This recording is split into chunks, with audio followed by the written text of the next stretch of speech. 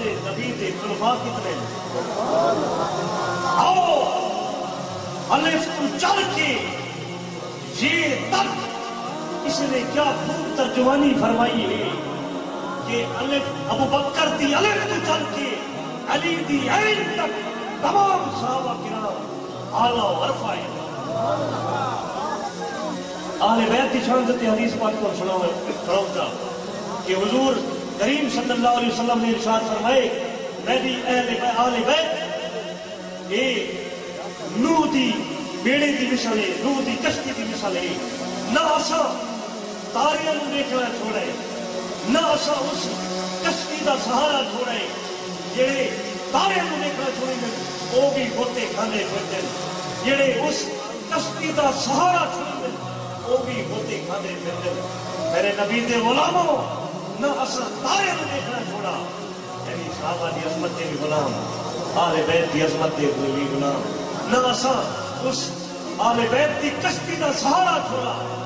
خدا دی قسم ہے میرے نبی دے غلاموں ذرا غور کرو شاہوں سے ملا ہے نہ تونگر سے ملا ہے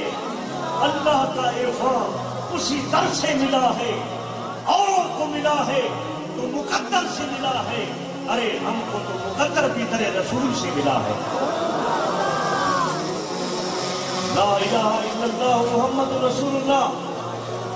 کہ اسا تسا الحمدللہ اہل حق ہے اور اہل حق کے نال ہے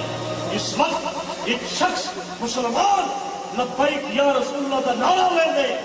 رب العزت کی قسم ہے اللہ پاک کی مدد اس کے نال ہوے گی یعنی نبی کریم صلی اللہ علیہ وسلم کے خلیفہ اول سیدنا صدیق اکبر موجود ہیں اور میرے کریم نبی پہ فرمائے ہن آؤ تن میں آیات کا تھوڑا جہا تفسیر بیان کر دینا درِ منصور تو تفسیر بیان کرے سا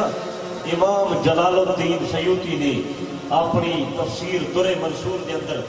یہ تفسیر لکھ دیں اور روح البیان کے اندر علامہ اسماعیل حقی رحمت اللہ تعالی علیہ اور جلال الدین سیوطی رحمت اللہ علیہ وہ عالم ہیں کہ جنہاں 70 مرتبہ حالت بیداری کے اندر پاک نبی کی زیارت کی تھی اچھا جڑے میرے پاک نبی کے غلام وہ زیارت کرنا چاہتے ہیں حضور دی چلا خواب کی زیارت ہونے آگو سبحان اللہ